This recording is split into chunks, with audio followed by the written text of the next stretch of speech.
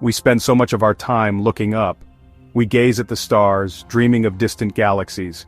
We gaze at the stars, dreaming of alien worlds. Our telescopes pierce the veil of night, bringing us images from the very edge of the observable universe. But what if I told you that some of the greatest mysteries are not out there but right here? They are hidden beneath our very feet, buried under miles of solid rock. A voyage to a place darker than the deepest ocean trench and hotter than you can imagine. Think about the ground you stand on. It feels solid, dependable, a firm foundation for our lives and our cities. Yet it is merely a thin crust, an eggshell floating on a sea of molten rock. We know more about the surface of Mars than we do about what lies a few miles beneath us. This is a story about a different kind of exploration. Our story begins in a time of intense competition. The Cold War was not just a race for supremacy in space, rockets, satellites. It was also a race for prestige on Earth, a scientific and technological rivalry between the United States and the Soviet Union. While America looked to the stars with Apollo, the Soviets turned their gaze downward. They set themselves an equally ambitious goal. They would be the first to pierce the Earth's crust and reach the mysterious layer beneath it, the mantle. This was their race to the moho. In the late 1950s, American scientists initiated Project Mohole, an ambitious plan to drill through oceanic crust to reach the boundary.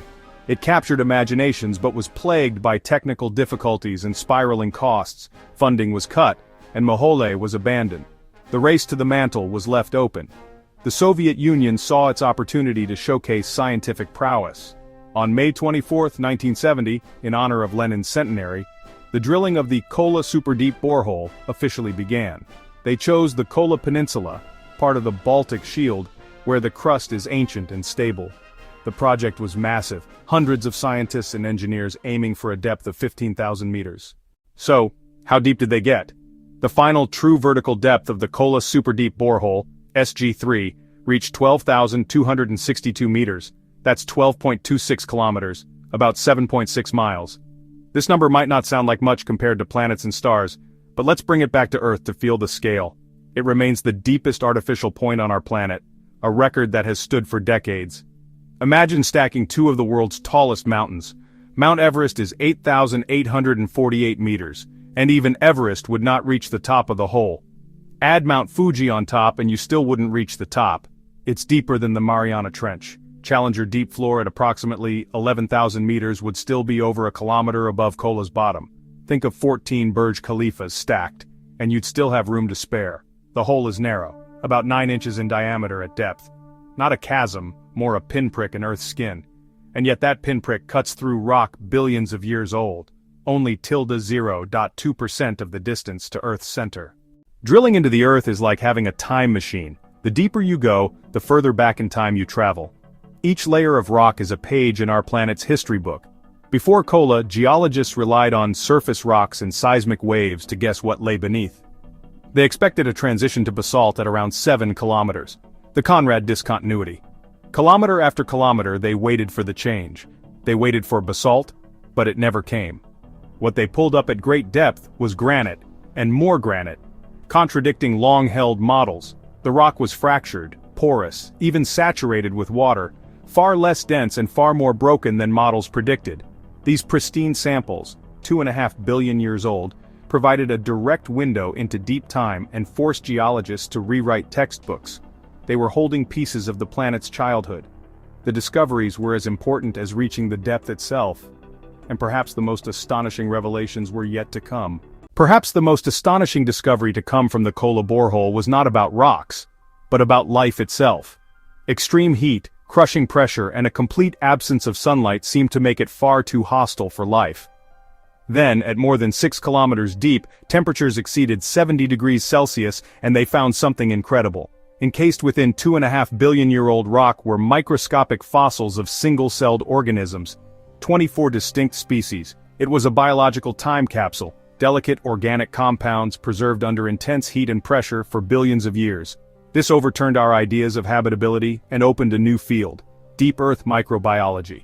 Life had existed in the deep ocean and been preserved far deeper in bedrock than we imagined. The Kola fossils were a whisper from the deep. hinting that biology and geology overlap and that life might reach far into the planet's dark belly. The deep Earth is not a sterile tomb, but a museum of ancient life. These findings push the limits of what we call habitable. If life's building blocks can survive such extremes, what else might be possible?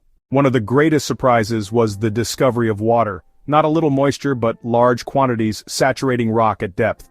They found hot, mineralized water gushing from fractures where, according to models, the crust should have been bone dry.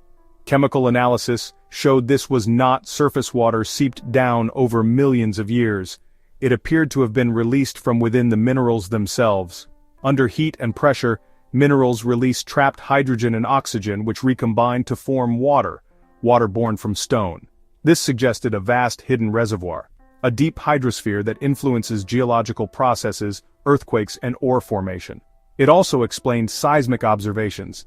Wet, fractured rock slows seismic waves, which had been misinterpreted as a rock-type boundary. The discovery solved a long-standing geological puzzle and expanded our view of Earth's internal water. But the Kola story also spawned myths, some darker than the science itself. Every great journey spawns legends. A chilling story circulated that scientists had lowered a microphone and recorded the screams of the damned. The tale claimed they heard tormented voices and that a head scientist proclaimed, "I now believe in hell." The story is fiction, a creepypasta. No Mr. Azakov existed. The real director was David Huberman. Technology and heat would have destroyed any microphone. The sounds were traced to an edited clip from the 1972 horror film Barren Blood, and likely began as an April Fool's piece in a Finnish paper. False or not, the legend taps primal fears. But the real Kola story, the science, is compelling enough on its own. The Kola Super Deep Borehole project was a marathon, not a sprint. For over 2 decades the drilling pushed deeper into the crust. By 1989, SG-3 had reached 12,262 meters. Scientists and engineers were jubilant, but the primary enemy was heat. Temperatures rose faster than expected, reaching tilde 180 degrees C at depth. Drill bits dulled and broke, electronics failed, and drilling mud behaved like boiling soup. Progress slowed to a crawl. At those depths, rock behaved less like a solid and more like a plastic, deforming under pressure and confounding the drill. The team attempted restarts again and again, but failures mounted. Each meter gained was a monumental victory. After the Soviet collapse, funding dried up. By the early 1990s, the project ceased, the site was mothballed, and fell into decay. The hole was welded shut, its secret sealed beneath a heavy metal cap, a monument to audacity and the limits of technology. Yet the scientific legacy lives on. The Kola project did not reach the mantle. It ended in sweltering plastic-like granite, but calling it a failure misses the point. The journey provided a universe of new knowledge.